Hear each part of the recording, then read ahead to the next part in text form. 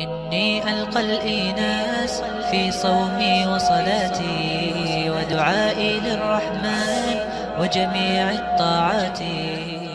Today I wanted to focus on another part of the of what I would call the Islamic proof, yeah, which is the structural coherence of the Qur'an, which is something which is kind of not really spoken about too much.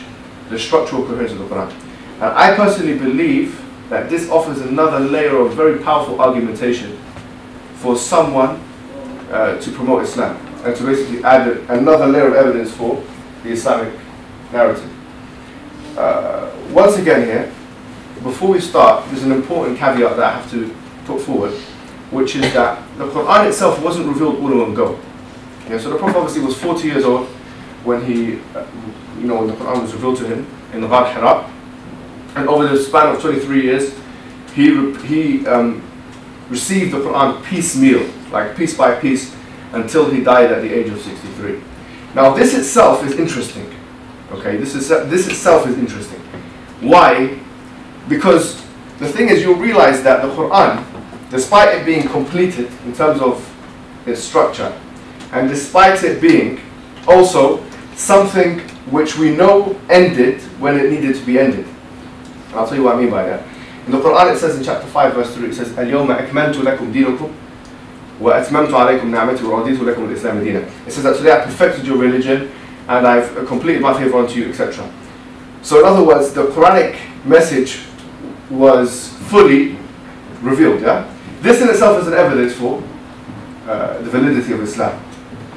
Why? Because in chapter 5 verse 67 of the Qur'an, Allah subhanahu wa ta'ala says, it says يا أيها الرسول بلغ ما أنزل إليك من ربك وإن لم تفعل ذلك فما بلغت رسالته والله يعصمك من الناس. It says that, O Prophet, basically say to the people that which you have been revealed to you from your Lord, or has come down to you from your Lord, and if you don't do this, then you have not put forward, or you have not basically fulfilled your mission of sending the message. And then the interesting last part of the ayah is Wallahu ya'simuka minan nasi, that certainly Allah will protect you from the people. The Prophet Muhammad was engaged in warfare on a yearly basis. I think if you count it, probably about 2 wars a year. Yeah? So he had ample chance to be killed each time. The Quran is saying Allah will protect you from the people. You get it? So the first point of interest here is how comes he didn't die midway? How could anyone guarantee that it's not like today's world. The Prophet actually, when there was because it was mostly, for the most part, maybe 99% of it, was defensive war. Yeah? So for the most part, when the Prophet was going out there, he was going out himself. It wasn't people going out on his behalf. When he went out, each time there was a chance he'd be killed. Each time he could be killed. How comes the Quran is being so confident here in saying that Allah will protect you from the people? In other words, you'll be protected, you will not be killed. This is an interesting thing and a very confident thing to do. In fact, it's tantamount to a prediction of the future. And it shows you, once again, the veracity and the validity of the Islamic message. Another thing that came to my mind was in regards to this whole issue of death. In chapter 2 and chapter 62, the Prophet Muhammad, basically he was in interaction with Jewish tribes at the time, and many of them, there was peace agreements which were broken and stuff like that with the Jewish people. So the Quran came to basically criticize those particular Jews at the time of the Prophet Muhammad, yeah? And basically, as you may know, part of the Jewish creedal belief is that they are the chosen people, yeah?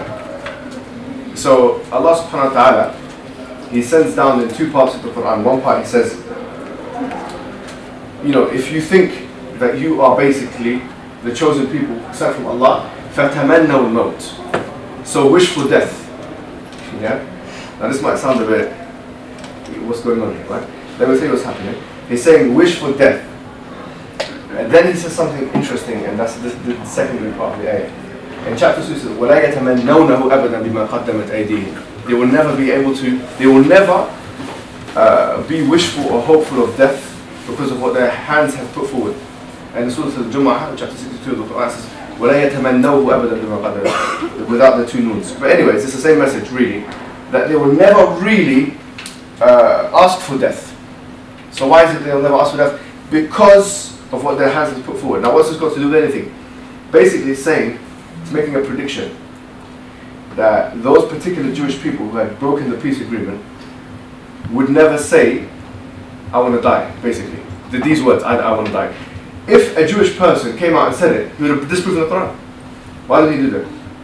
If they really hated, Islam and this was clear animosity, because at one point there was a breaking of the peace agreement. They could have easily come out. That shows you, because the Qur'an says in other part of the Qur'an, يَعْرَفُونَهُ كَمَا يَعْرَفُونَ أَبْنَاءَهُم.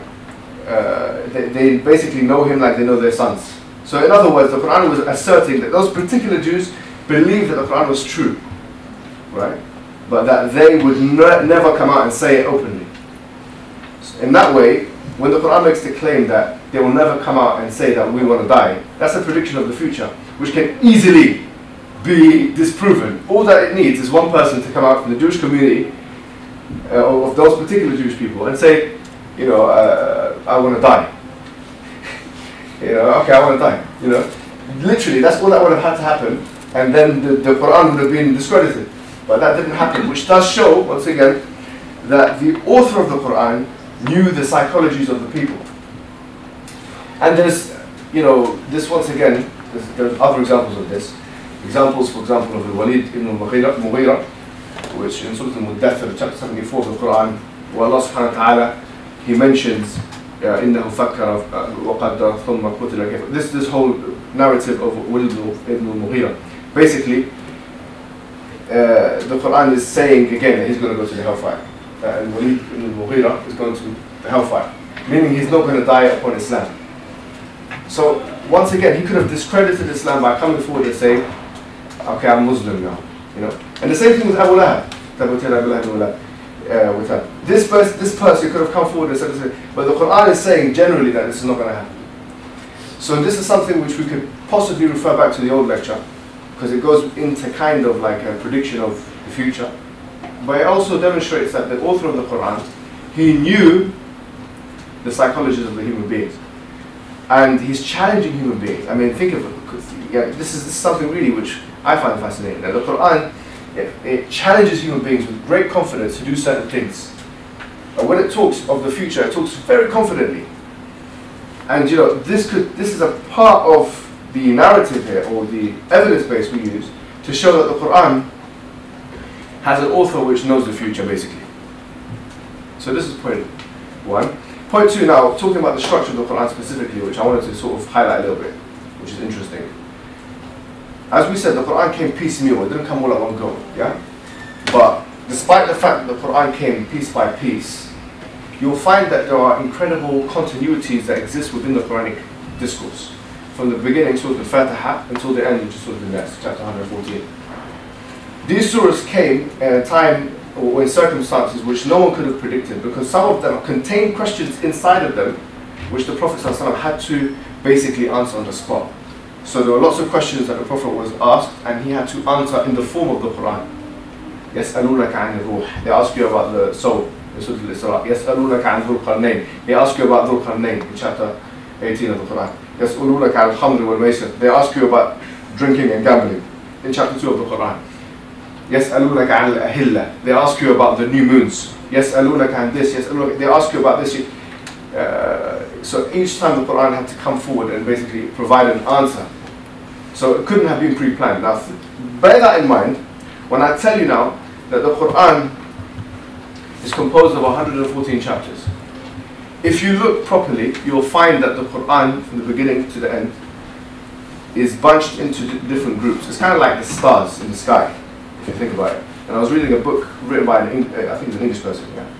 I was quite surprised that this person had actually come to very good conclusions, or interesting conclusions. His name is Robert Farron, yeah? He wrote a book called The Structure of the Qur'an or something like that. I was quite interested at his observations. It's something, I think the book is called The Structure of the Qur'an or something like that. And he was saying that the Qur'an has an interesting structure, and that basically you'll find that the Quran is compartmentalized into different groups. And this is my analogy now. Like if you think of it like if you look into the night sky and you look at the stars, you'll find no clear pattern maybe on first sight. But if you look more closely, you'll find that they are arranged into constellations. Now the Quran is something similar, because if you look at Surah Al-Baqarah, for example, yeah, Surah Al-Baqarah is very similar to Surah Al-Imran, which is right next to it in the tartib, or the sequencing of the Mus'haf. So chapter 2 is very similar to chapter 3 in its lexical phrases, and it's basically its composition and style. All of it is very similar. Chapter 3 and chapter 4 are very similar. Chapter 4, so all of the surahs that are actually arranged next to each other, you'll find that the taste or the flavor of the surah is similar to the surah that comes before it and the surah that comes after it. And this is very, very interesting of the Quranic discourse. You'll find that also, in addition to this reality, and this is something I read in this interesting book, once again, the Westerners are coming with these conclusions, which I find interesting. I don't know if this person is Muslim. His name is Neil Robinson, yeah? He writes another book, I can't remember the name of the book, yeah? I can't remember the name of the book. I only read the chapter which talks about structure, because I just wanted to get, an Orientalist perspective. I don't know if he's an Orientalist, but basically he says that in his view, and he looked at the works of Islahi, which is one person, I think, he's an Indian person, yeah? And he says that each surah, he calls it dovetailing, dovetails the next surah. So each chapter of the Quran is connected intricately with the next chapter. So the beginning and the ending of the chapters are connected, and the ending of one chapter is connected with the next chapter. Now this is really interesting, because if you think about it, if you really think about it, how could it be arranged in that way if you don't know what the future is going to be? Simple question. How can you spend your time arranging the Quran in that particular way if you don't know what the future is going to be? And I'll give you one easy example of what I'm saying. So Surah Al-Fatiha ends with guide us to the straight path, the path of you, those of you are favored. Chapter 2 starts with basically Hudan lil-Muttaqeen, which is the people you are favored. It ends with good people as well, because it says, wal mu'minun in the second chapter, chapter 286 of Surah Al-Baqarah. And it talks about the books as well, the books of the previous messages which we were talking about before, yeah, like the Torah, the Injil, etc. In the next chapter, chapter 3, it talks about the books. أنزل عليك الكتاب بالحق مصدقا لما بين يديه وأنزل التوراة والإنجيل. It talks about the books and the messages which are connected.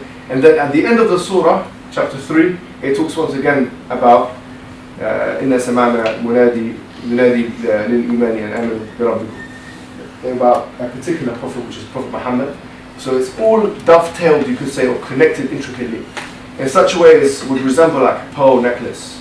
All of it is intricately connected to the next part, or a puzzle, really. All of it is put together perfectly to create the overarching image. And the question that you can then ask is, and why is it like that? How could it be like that when the author of or if the author of the Quran was a human being and these things were happening to him situationally, circumstantially, and he was basically forced to respond on the spot? How could it be that he has the time or even the ability to connect it together intricately in this way? This is a question, and you'll find almost with no exception that the Quran has this sequencing.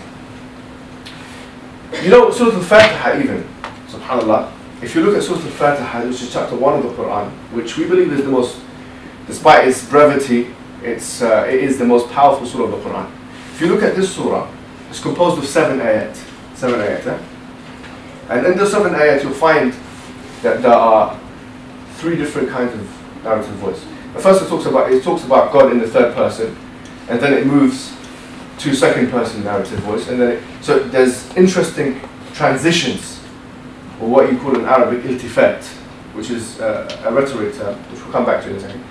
This iltifat is really interesting. Yeah. The second point is that you'll find that there are 3 different types of. This is going to go into a bit of technical jargon, yeah. But if you can just be patient with me just for a little bit, I can drive the point home.